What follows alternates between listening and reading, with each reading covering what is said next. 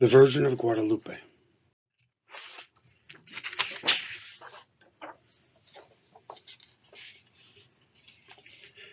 The Codex Escalade is a sheet of parchment in which there have been drawn in ink and in the European style images depicting the apparition of Our Lady of Guadalupe, the Juan Hidalgo. The European lettering is accompanied by Nahuatl text. If authentic and if correctly dated to the mid-1500s, this document fills a gap in the documentary record as to the antiquity of the tradition regarding the apparitions of the image of the Virgin of Guadalupe. Above the center is the date, 1548, beneath which are 4 lines of Nahuatl text written in the Latin alphabet, which can be translated as, in this year of 1531, there appeared to Coatlatlahuatzin, our dearly beloved mother, Our Lady of Guadalupe, in Mexico. This, then, would be one of the earliest written records of the tradition of the Virgin of Guadalupe.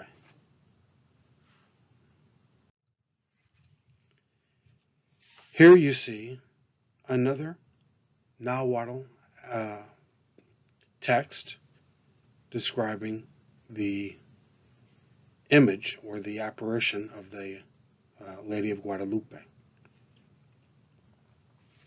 It was first published in 1649, over 100 years after the encounter allegedly happened.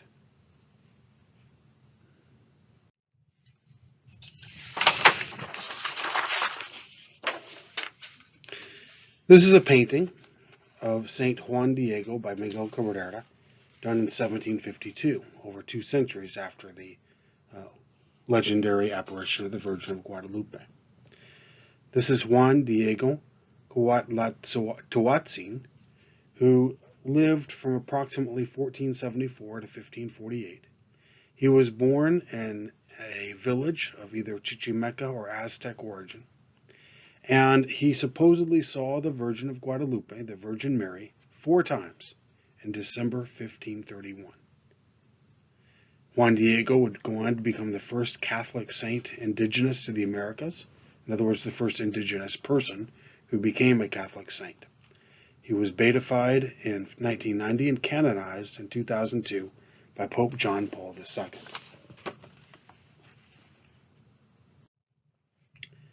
Prior to Guadalupe's alleged appearance in 1531, an Aztec goddess had been worshipped at the same site.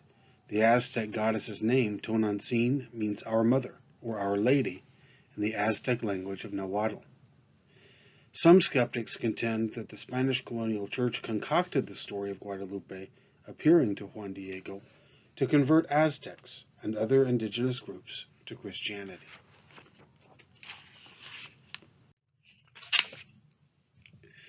Juan Diego was born in 1474 as Coatlatlahuatzin. When a group of 12 Franciscan missionaries arrived in Mexico in 1524, he and his wife, Maria Lucia, converted to Catholicism and were among the first to be baptized in the region.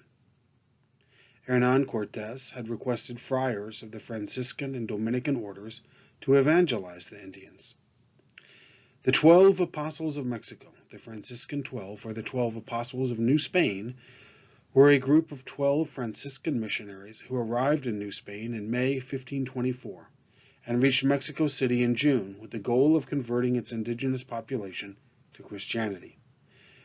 Their arrival marked the beginning of the systematic evangelization of the Indians in New Spain. The most famous of the 12 was Toribio de Benavente Motolania, who wrote extensively on the customs of the Nahuatl and the challenges of Christian evangelization.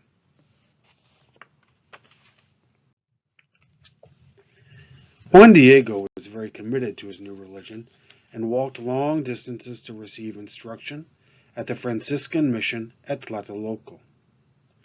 On December 9, 1531, Juan Diego was in a hurry to make it to Mass and celebrate the feast of the Immaculate Conception. He was stopped by the beautiful sight of a radiant woman who introduced herself in his native tongue as the ever-Virgin Holy Mary, who has the honor to be the mother of the true God. Mary told Juan Diego she was the mother of all those who lived in his land, and told him to take a message to the local bishop, Juan de Zumárraga.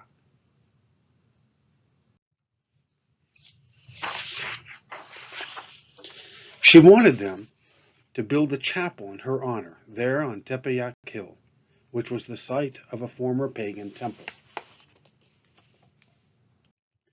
When Juan Diego told this to Bishop Juan de Zumárraga, the bishop expressed doubt and told Juan Diego to give him time to reflect on the news.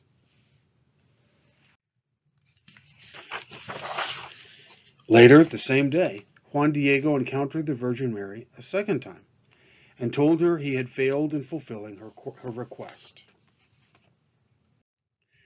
He tried to explain to her that he was not an important person and therefore not the one for the task, but she insisted he was the man that she wanted.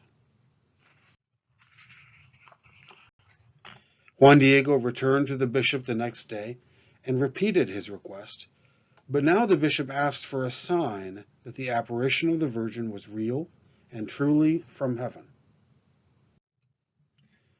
Juan Diego returned immediately to Tepeyac and reported to the Virgin Mary the bishop's request for a sign. She agreed to provide one on the following day, December 11th. But on the next day, Juan Diego's uncle, Juan Bernardino, became very sick, and Juan Diego stayed home to care for him. On December 12, Juan Diego set out to find a priest for his uncle. He took a different route around the hill at Tepeyac because he wanted to avoid the Virgin Mary. He wanted to get to the priest at Tlatelolco quickly, and he didn't want to face the Virgin Mary because he was ashamed at missing the previous day's meeting. But the Virgin Mary intercepted him and asked what was wrong. He explained his situation and promised to return after he's found his uncle a priest. She looked at him and asked, "Am I not here, I who am your mother?" She promised him his uncle would be cured and asked him to climb the hill and collect flowers growing there. He obeyed and found many flowers blooming in December on the rocky land. He filled his tilma, or cloak, with flowers and returned to Mary. The Virgin Mary arranged the flowers in his cloak and told him this would be the sign for the bishop. When Juan Diego saw the bishop, he opened his tilma, or cloak. The flowers poured out onto the floor, and the bishop saw that they had left an image of the Virgin on the cloak itself. The next day, Juan Diego found his uncle fully healed from his illness. Juan Bernardino explained that he too had seen the Virgin Mary. She had told him to inform the bishop of this apparition and of his miraculous cure, and that she wanted a church built on Tepeyac Hill, and that she wanted to be known under the title of Guadalupe. The bishop first kept Juan Diego's imprinted cloak in his private chapel, but then placed it on public display in the church that was built on Tepeyac Hill the following year. Juan Diego moved into a little hermitage on Tepeyac Hill and lived a solitary life there of prayer and work. He remained there until his death on December 9, 1548, 17 years after the first apparition.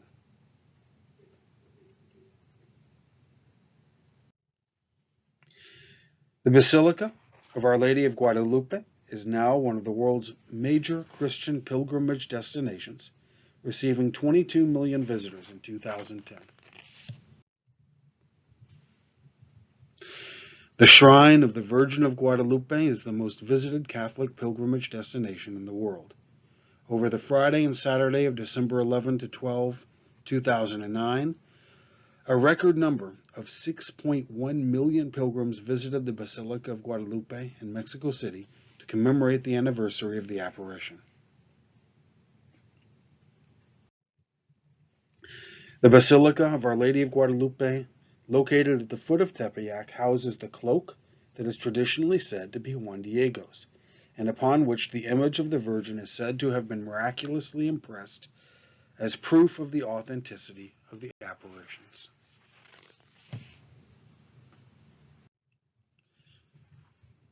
Here you see a picture of the old sanctuary of the Virgin of Guadalupe.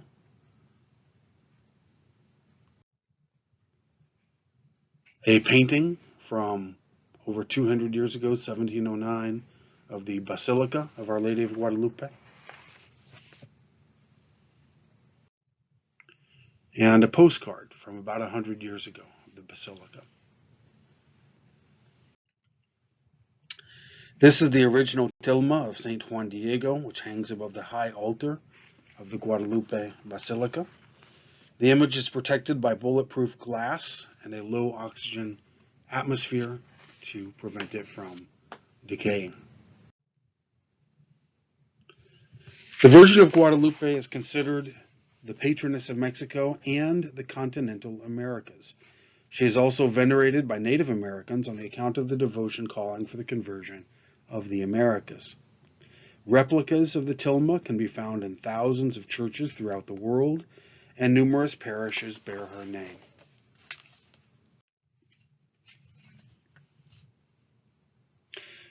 This is the revolutionary banner that was carried by Miguel Hidalgo during the Mexican War of Independence. Mexico's independence from Spain in 1810 transformed the Virgin into the national patroness of Mexico.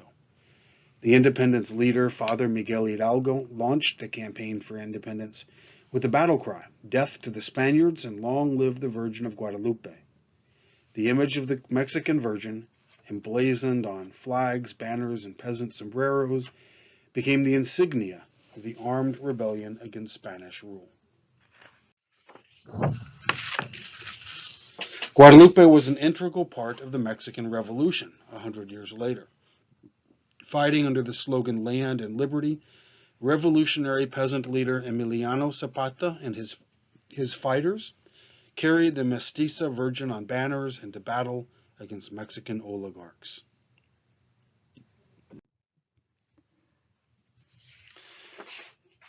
In the 1960s and 70s, Cesar Chavez and the United Farm Workers used the image of the Virgin in their campaigns. Cesar Chavez in 1965 said, "At the head of the pilgrimage we carry La Virgen de la Guadalupe, the Virgin of Guadalupe, because she is ours, all ours, patroness of the Mexican people." He also said, "We also carry the Sacred Cross and the Star of David, because we are not sectarians and because we ask the help and prayers of all religions."